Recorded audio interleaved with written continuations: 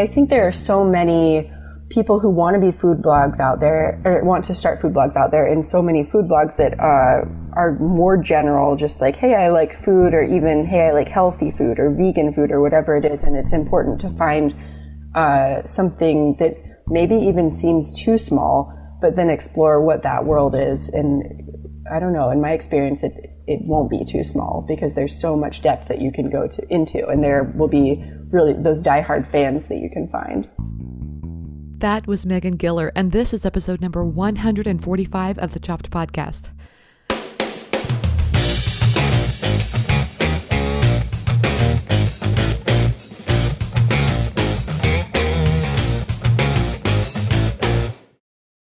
Hey everyone, I'm Marley of the blog Namely Marley. You know I'm your host, and this is the Chopped Podcast. This is the podcast designed for people just like you, bloggers who love food. Every week, my goal is to share with you thoughts, stories, interviews, everything related to food blogging, so we can all learn together about what works with food blogging, and maybe even a little bit about what doesn't. Okay, ladies and gents, start your engines, right? Because it's almost October, and that means the busy season for food bloggers. Exciting days, right? But I just wanted to give you some words of encouragement to start out the season right. Every day, give yourself a gift of a few moments to yourself and say a positive affirmation. Something like, I am supported by work that I love. Or my favorite one is, I receive all the good life has to offer me.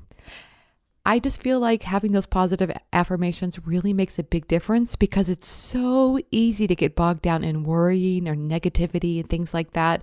It can really just pull you down quickly. And the busier you get, I think it's easier for those things to even happen in the first place.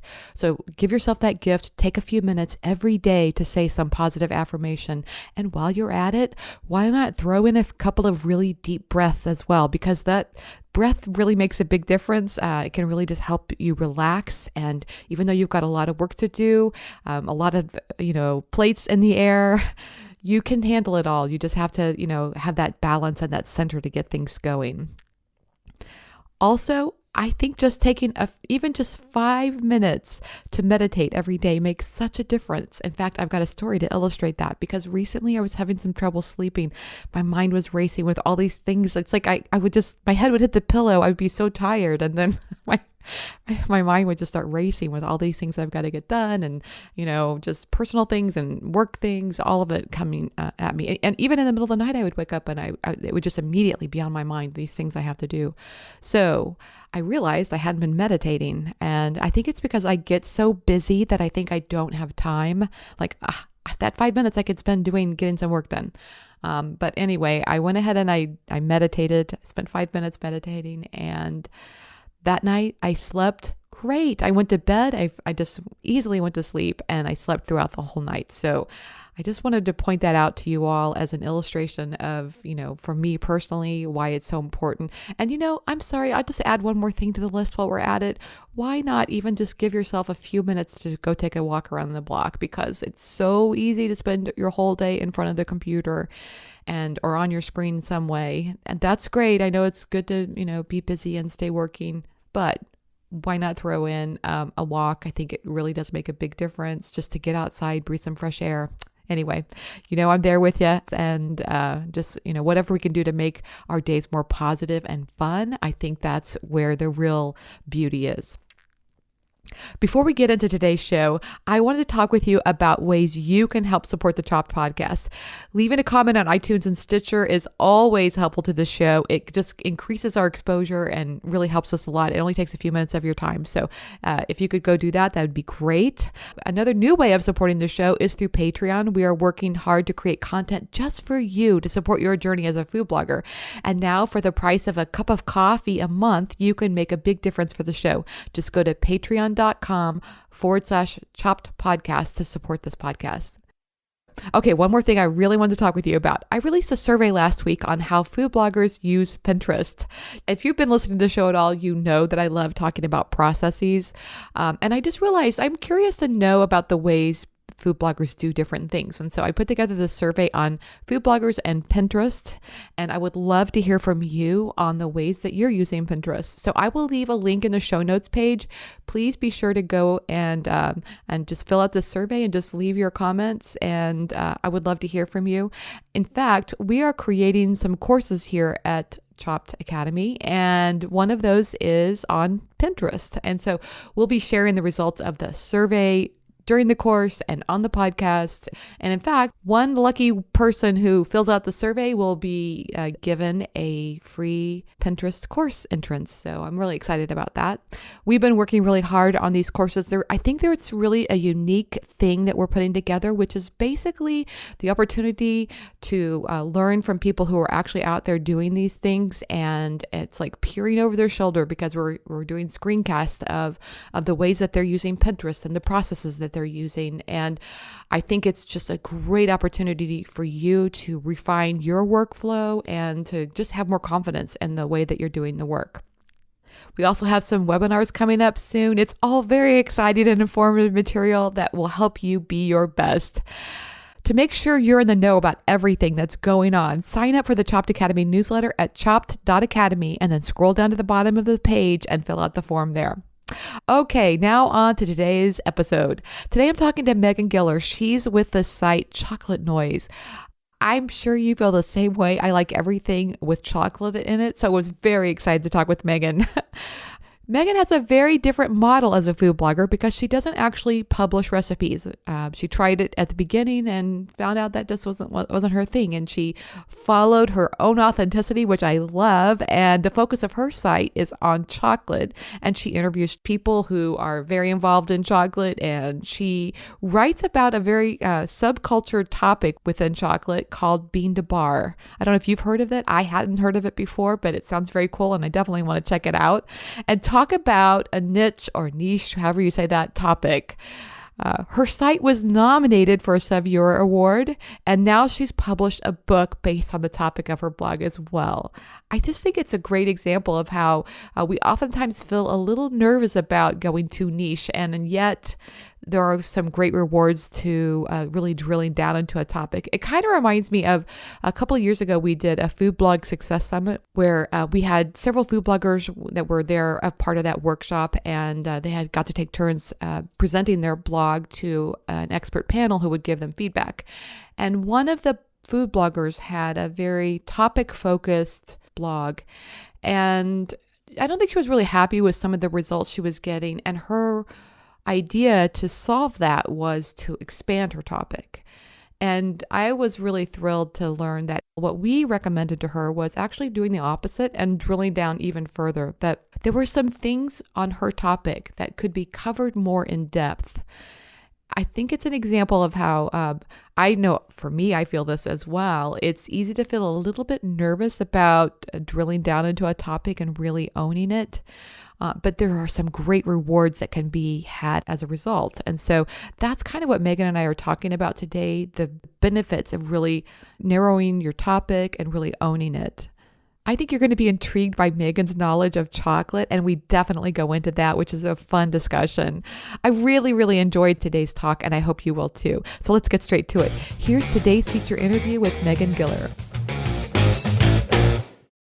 Hey everyone, I'm happy to have Megan Giller. She's founder of the site Chocolate Noise, and she's also author of the book Bean to Bar Chocolate, America's Craft Chocolate Revolution. And she's on the show today. Hey Megan, welcome to the Chop Podcast. Yeah, thanks for having me. Well, I am so glad to have you on the show. I'm really looking forward to talking with you about your book and, the way you developed your market and your audience and things like that. But first, I think it's really good for everybody if they can kind of get to know you a little bit by, you can maybe just talk about how, a little bit about yourself and why it is you started your site. Yeah, so I've been a food writer for many years, probably almost a decade now. And I always wrote about savory things, did a lot of restaurant reviews, that sort of thing. I ran the Zagat blog in Austin for the last 2 years. I lived there, and I've been in New York for the past 2 years. And I've always just been a huge dessert lover and started trying all of these high-end chocolate bars that have been popping up in the past couple of years, and really wanted to know more about them and learn everything I can, and realized that there hadn't been a lot written about it. And so kind of went from there and started writing about chocolate and what I would want to know kind of coming into it as a consumer, which in some ways I was learning on the job, and then found that other people were interested in this same thing, and it kind of just spun out from there. So I've been writing quite a bit about chocolate for several years now. But you said you started out with a more of an interest on the savory side? Yeah, well, I was just doing kind of more general food writing and food reviewing. I used to work for a magazine called Texas Monthly, and so I would help them with their big food roundups, like, the 50 best small town cafes in Texas, or the best barbecue joints, and that kind of stuff. And that led to an online column I ran called Trailer Thursday, which this was kind of back when food trailers were more of a big deal, and chefs were opening their own all across Austin and Portland. And, I'm sure you remember that era, which is still around somewhat. But so I was really I was in the weeds reviewing all of these trailers each week for for Texas Monthly. And then from there, ran Zagat in Austin. They came to me and said, hey, we want to start a blog in Austin. And so it was 5 posts a day. And of course there was stuff about sweets and desserts, but it was mainly about the restaurant scene in general and the chefs. So there was quite a bit of savory involved. So have you always been into food and cooking? I mean, when did that start? Yeah, I mean, I think I have always been really into food and cooking, but maybe not quite as much as I am now. Yeah. I've always, my family, both of my parents are very good cooks and really want to learn about different cuisines. And so I always ate random ethnic foods growing up in Dallas, Texas. My mom would take us to these little hole-in-the-wall Vietnamese places. And so I was exposed to those sorts of things very early on, and was very curious about it and wanted to learn how to make a lot of that kind of stuff too. But then, I kind of went into wanting to write and learning how to do that and really focusing on that. And so it wasn't until a little later that the two came together for me. So is your site then, it sounds like it has like a journalism bent towards, about the topic of chocolate. Yes, definitely. So it kind of started as, it was going to be this one-off project where I wanted to write longer form profiles of different chocolate makers around the country. And there would be one per month, and it would be 12 months long, and that would be it. And so it was, that's what it was going to be. And then it kind of spun out into, wow, there's a lot of interest in this, and I really like what I'm doing, so I'm going to build it into something more. Yeah. So do you do recipes on the site as well? I've had a lot of back and forth about recipes. There were originally recipes on the site. So each profile would come accompanied with a recipe that you could make with that maker's chocolate. And then I kind of shifted more into the journalism side. So those are still on the site, but they don't have front-facing links. And the book has recipes in it too. But I'm not a chef or a chocolatier. And so all of the recipes come from chocolate makers, chocolatiers, pastry chefs from around the country. So it's, I wanted to highlight their craft and skill separate from what I was doing. Oh, Megan, I think I just love the format of your site. You don't have to deal with the photography and the recipe creation. That's smart. Right. Yes, it's very different than a lot of food blogs out there because I'm not creating recipes and food on my own. It's about these other delicious things that other people are making. I love that because I think sometimes, we can easily kind of pigeonhole ourselves, like put ourselves in a box like this is what a food blog is. And I love this because it's just highlighted another way food blogs can exist. Yeah, totally. And I mean, putting the recipes up at the very beginning was kind of an experiment. Like, hey, do people care more about the profiles or are they interested in the recipes? And, at first I took them down because I felt like that wasn't really the direction I was going, that I'm not looking to become a chocolatier, pastry chef myself, and people seem to really be more interested in the profiles and some of the information on the site rather than the recipes. But I still get clicks on those, even though they haven't been front facing on the site for maybe, a year and a half. Mm-hmm. So that's interesting how that goes back and forth. But yeah, you're absolutely right about not pigeonholing yourself. I think that's really important because there's so many different things to talk about with food. I mean, recipes are very important and fun, obviously, but there's all this other stuff too. Oh, that's great. And really, you have a pretty, how do you say this? Do you say niche or niche? I've heard so many different. I know. I go back and forth, honestly, because I'm not sure which one is technically correct. I grew up, I live in Missouri and I grew up in a really small town. So I think to us, niche just sounds right. It's got a nice little twang to it. Like you can say you got a niche, but, Right. then I started hearing people say niche and I think, well, that sounds kind of cool too. So I go back to it. I'm with you on the homey way to say it, but then Yeah, I'm you're like, from am I Texas, you supposed get to? it. Yes, exactly. Yeah. Yeah. Well, so let's just say niche just for the purpose of this Sure. conversation. And Yes. then, so that's my question to you is like, you really have a very niched blog. Would you agree? Yes, absolutely. And it was actually a finalist in Savuer's Food Blog Awards in 2016 for the food obsessive category. Wow. Which I love that they have that category. And I do too. other people were like, there was a blog just about sourdough bread or one just about making recipes related to Game of Thrones. And so, I know, right? But so, yes, this is a very, I guess I'm going to say niche topic. And because it's not just chocolate within that, it's bean to bar chocolate, which I can talk more about what specifically that is too. Yes, please enlighten me. I don't know. Yeah. So, well, you're in Missouri and you are actually, which is the home state of two really great bean to bar chocolate makers. So I hope you get to visit them sometime. But what bean to bar chocolate is kind of like craft beer and specialty coffee been having this moment over the past 10 or 20 years. Chocolate is starting to have that moment as well, where people are really interested in making it from scratch. So bean to bar means that they are starting with whole beans that they source themselves, and then roasting and grinding and turning that into chocolate themselves. So that's very different from a lot of the chocolate that we are around. Like if you walk into almost any chocolate shop in America or really the world, the chocolatier will be using chocolate that's been pre-made by another company, probably a very big company, that they then take and melt down and turn into bonbons and truffles and chocolate bark. And it's not a lesser skill, it's just a different skill. So, people really weren't making chocolate like this in small batches, in small scale in America or really anywhere, about 10 years ago. So like 10 years ago, there were maybe 5 bean to bar makers in the US and they were just starting out. And now there are over 200. So it really is exploding. And by the way, the ones where you are, you have to go visit Askinosie Chocolate, which is in Springfield, and Patrick Chocolate, which is in Columbia. And they're both profiled in my book, and they're some of the best in the country.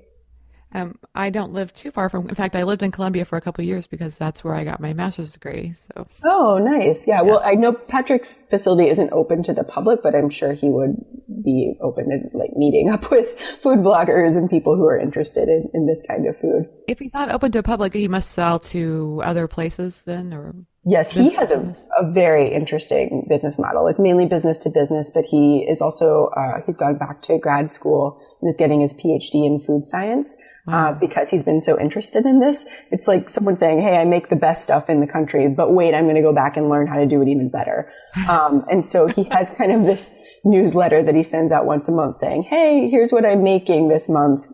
Hit me up if you want to buy it. You can't have any, but this is what I'm making. Right. You can have it if you answer this email in the next hour. Oh, okay. You know. I love it. That's great. I mean, I think it's so tempting, especially for us as food bloggers, if we're thinking about wanting our food blog to be a business, then I don't know, it just feels like the draw to generalize. But I think what I'm hearing you say is there's a lot of value in really, narrowing down your topic and just really being the expert matter in that. Yeah, I think that's been something I thought about for a long time before I found chocolate. And I feel lucky that happened organically, that I have such a big sweet tooth. And it happened to be something that I really like. I feel like people that I haven't talked to in 20 years, if they see that I've written this book, they're going to be like, yeah, that makes sense. But yeah, I mean, I think there are so many people who want to be food blogs out there or want to start food blogs out there, and so many food blogs that are more general, just like, hey, I like food, or even, hey, I like healthy food or vegan food or whatever it is. And it's important to find something that maybe even seems too small, but then explore what that world is. And I don't know, in my experience, it won't be too small because there's so much depth that you can go into, and there will be really those diehard fans that you can find. So do you feel like, I mean, I heard you just say that your friends that know you would not be surprised that you're writing this book. Does that mean that Here's what I'm curious about. Did you develop your expertise in chocolate as a result of starting the blog, or did you start the blog and then as you researched writing, different posts, you became an expert in it over time? Yeah. So I was very interested in bean to bar chocolate and was eating it all the time, first. And then, I had an idea that maybe this could become a blog or a book or something because people weren't writing about it very much, but I didn't really know where it was going to go. And I really knew I needed to learn more about it because it's such a complicated topic about how chocolate's made, how to taste chocolate, all of, because in this case, it's kind of tasted like wine is. So all of that is very complicated. And I did several years of research before I started my site, Chocolate Noise. And so at that point kind of had a good idea of what I wanted to write, but then of course have continued to learn more and more. And even when I was writing the book, there was a ton more that I learned too. Yes. Well, I'm going to ask you this question and I'm going to explain it before I ask it so I don't feel like I'm putting you on the spot. But I feel like a lot of us deal with what they call that imposter syndrome, where maybe somebody puts a label on us that we don't always feel is deserved. But so I'm just curious, do you feel like an expert in this topic now? So I love that question. I was actually going to answer it in your previous question, but then decided maybe you would ask it down the road. Oh, I'm so happy to appease you. Yeah. Yeah. So I think about this a lot because in order to be an expert in chocolate, you really just need, time, many years of experience, but then also the space to have really researched and had hands-on experience. So, I think of the experts that I know, like there's a man named Ed Seguin who has worked for many, many years for Mars. And then he is now a consultant for Guittard, and he just knows his stuff. He's one of the best tasters in the world. He is an expert. To me, I'm a food writer who specializes in craft chocolate. I'm maybe going to be an expert someday, but not yet. Even though as much as I know, there's still so much more to know. So you may know more than 90% of the people out there, but you still feel like you got to know a little more to become an expert. Yes, that's how I feel about it, for sure. And maybe, from the outside, you would say that is ridiculous. You're an expert, or maybe you agree with me. But, people, that word is very contentious, especially in the chocolate world, because, think about the wine world. They have, sommeliers, and you can actually take tests and be certified. There is not really a standardized program like that in chocolate. Really? People are starting to come up with programs, but different schools have their own, and there's not really anything that's across the board recognized. So there really isn't a way to say like, hey, I'm a chocolate sommelier or whatever we would call that when they eventually make it up. So I think that makes it trickier about what qualifies as an expert. Yeah, and I could see too, like if we were looking at this pyramid, and at the top of the pyramid are that top 10% where the information at the bottom may be really very shallow information, and then as you get closer to the top, it's like it grows in depth. So I can kind of understand where it would feel like you're comparing yourself to these people that have such a expansive knowledge. So exactly, and have been doing it for their whole careers, and in their 60s or something. That's a lot of time to learn.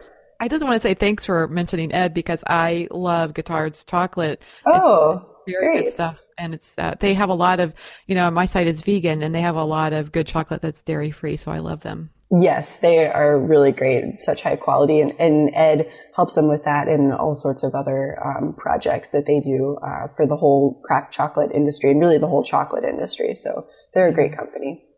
Okay, so while we're on the topic of expertise, I want to ask you this question. I think it's kind of a perfect question for you too, because you're both a journalist and a writer. And I sometimes wonder, I don't know if I have to clarify the two, but anyway.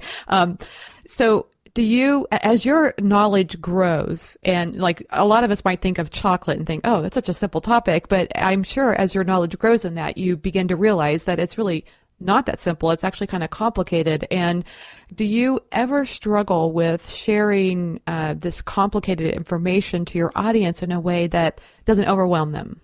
Yes, I struggle with that quite a bit. So a good example is cacao genetics. which is a very complicated topic that even the experts are still figuring out. The geneticists are still figuring it out. So obviously I wanted to include something about this in the book and on my site too. And so for the book, so speaking of Ed, he and I went back and forth a lot about this, and I worked with people on the Heirloom Cacao Preservation Fund too to help me understand. I mean, I thought I knew, but I did not really know. So we came up with, I came up with a chart that helps explain kind of this old paradigm of how people thought about genetics and the new paradigm. But it's still complicated. And so what I ended up doing on my site, this is not in the book because it's too silly, but I explained cacao genetics through Justin Timberlake songs. Because it really is, you can understand it that way, and it ends up being pretty simple, and really just it's through Justin Timberlake songs, but also through just pop culture, different bands in general.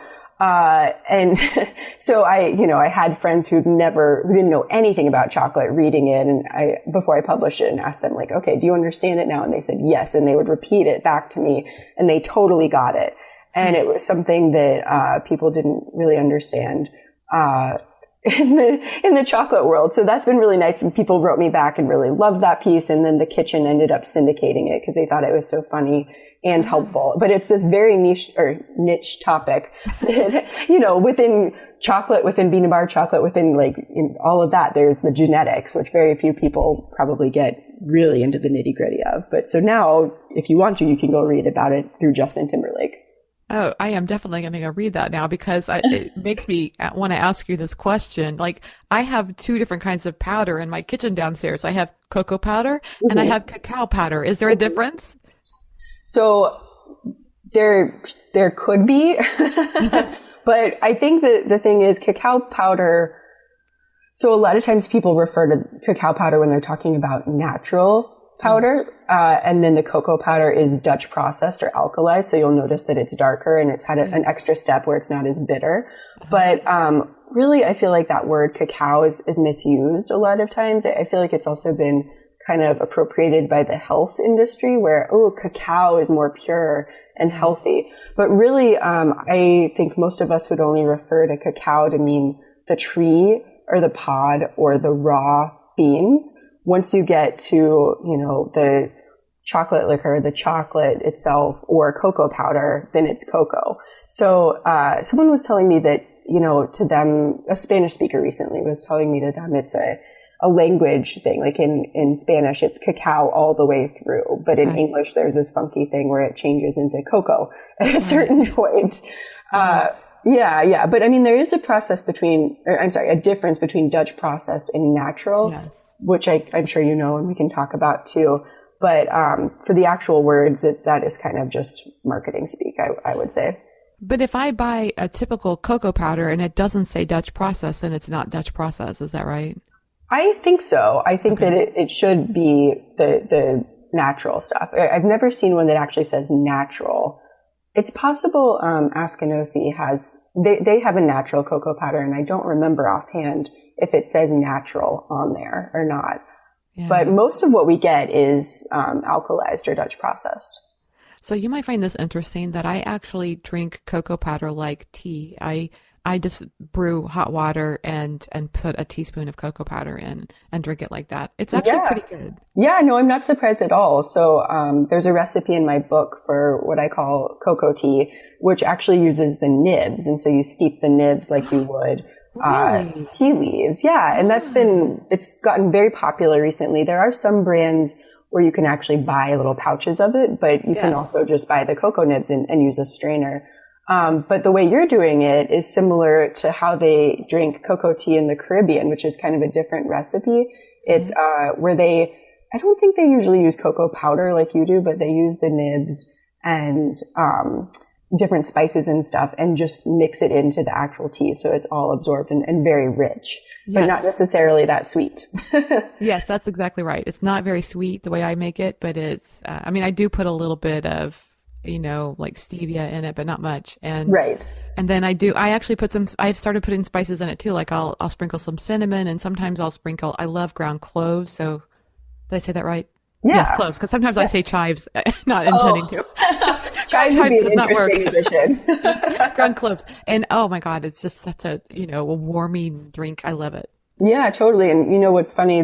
The spices you're using with that are kind of these spices that are they've been paired with chocolate for hundreds and thousands of years. I mean, the Aztecs and the Mayans added, cinnamon and chili and all sorts of cloves and all sorts of different spices and drank chocolate. It was always a beverage up until the 1800s, really. And they drank it without any sweetener at all. So it was pretty bitter and spicy. Yeah. It sometimes would even have cayenne and stuff in it.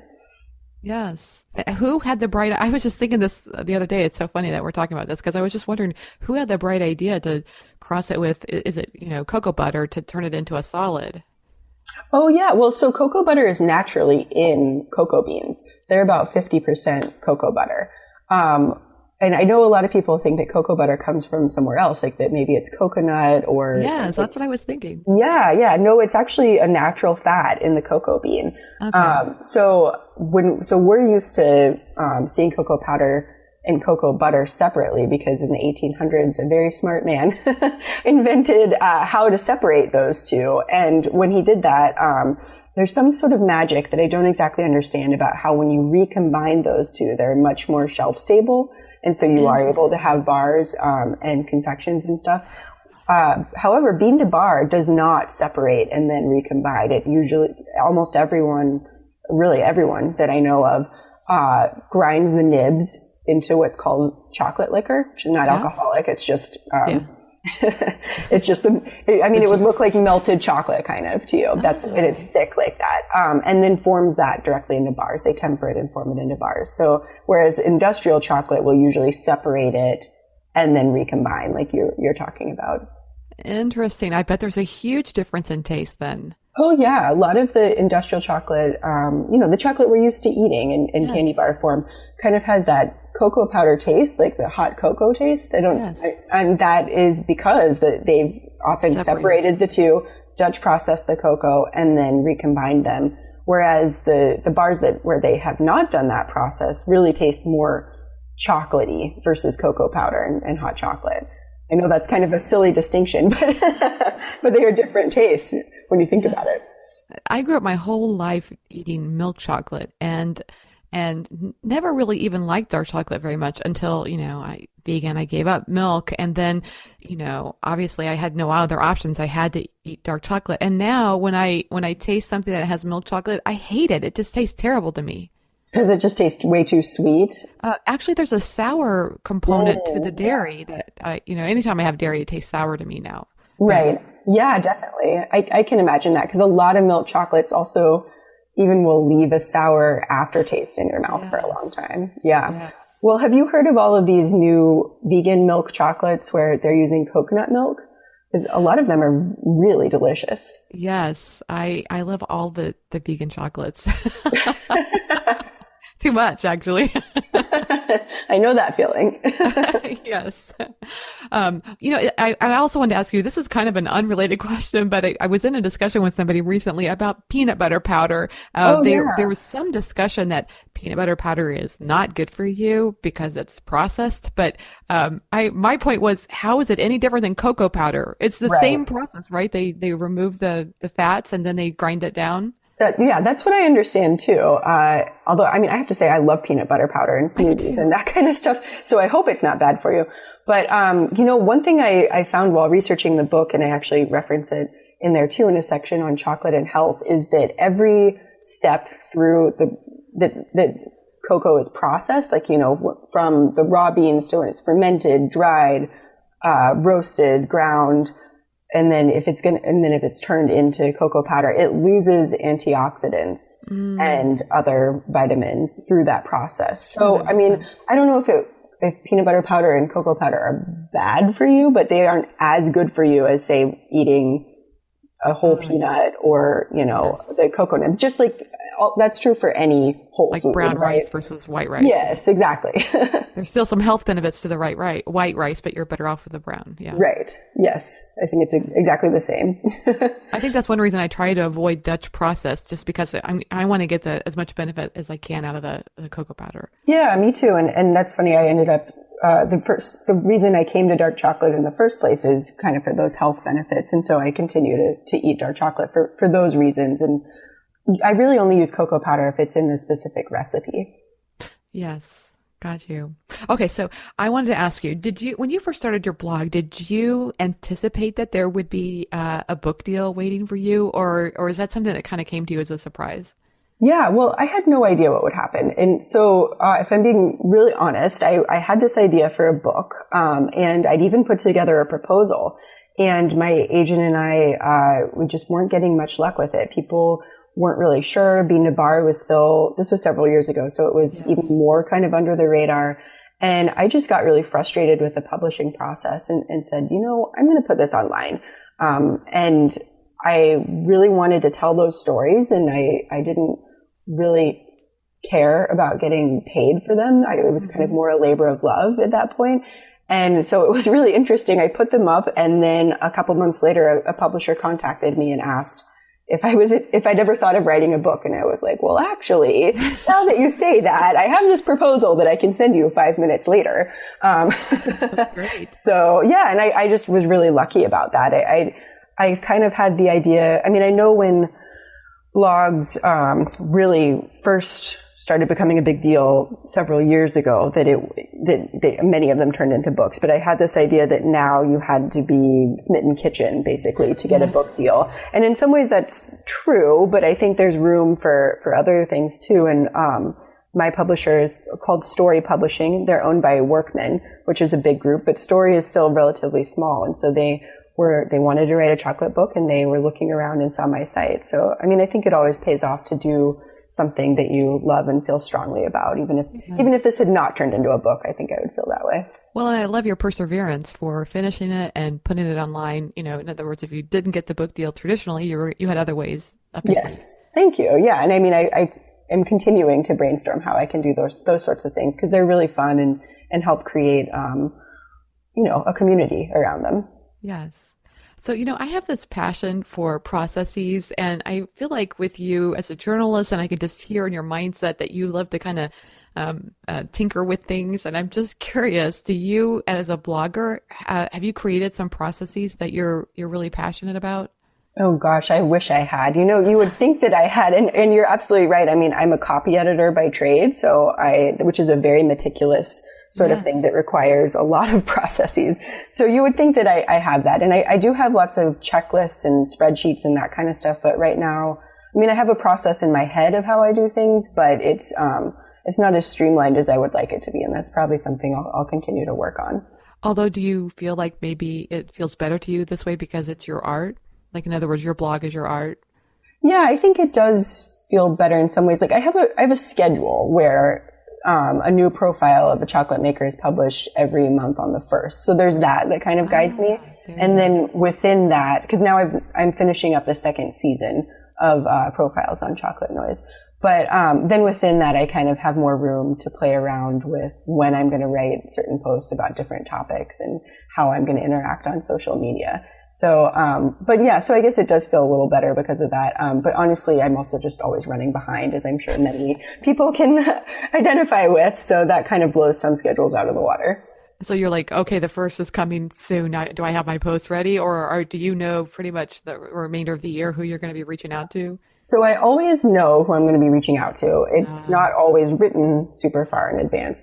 And then for the last 2 months of this series, I've kind of decided to experiment with something new where people love that Justin Timberlake post so much. So I'm trying to do a couple others like that, that help explain topics that are hard to understand, until you read it that way. And then you're like, oh, why didn't I get this?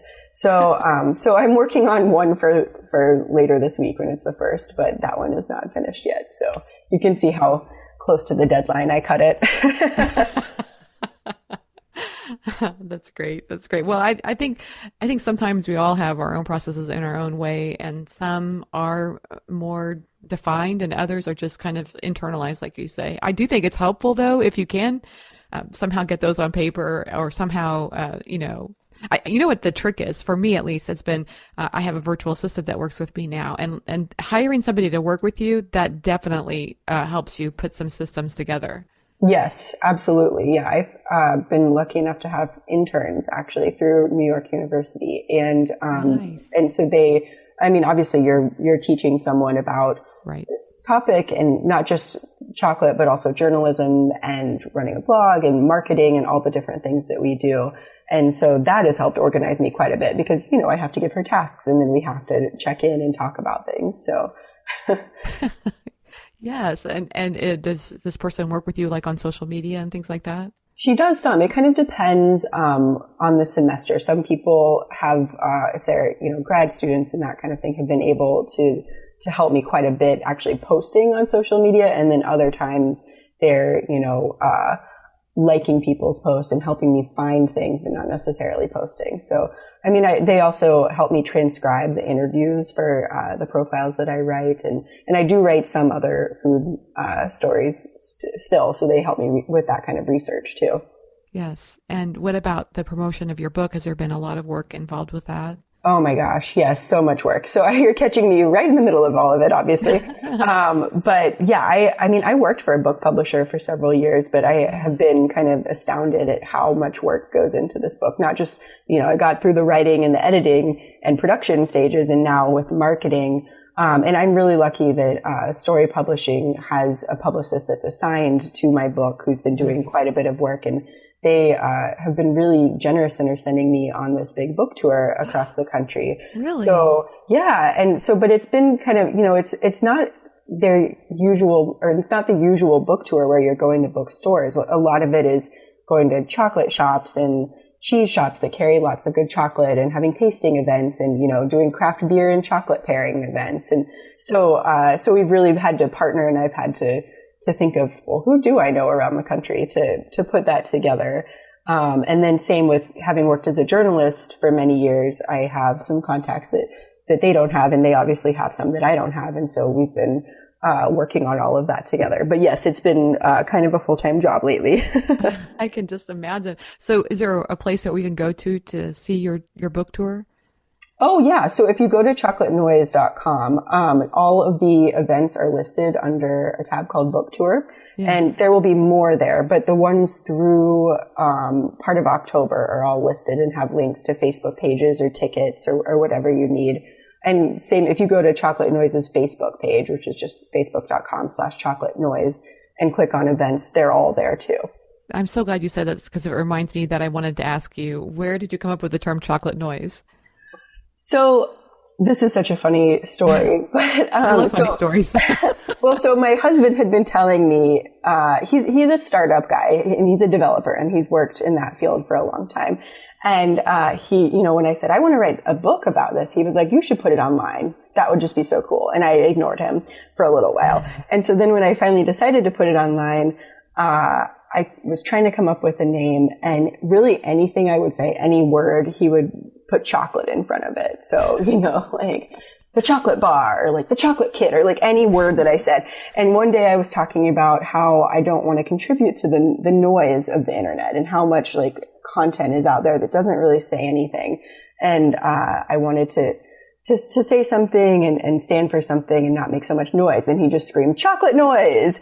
And I was like, you're right. That's a good, even though I don't want to make noise that's, you know, just adding to stuff, I would like to make some noise for chocolate and how great it is. So that's how that name came about.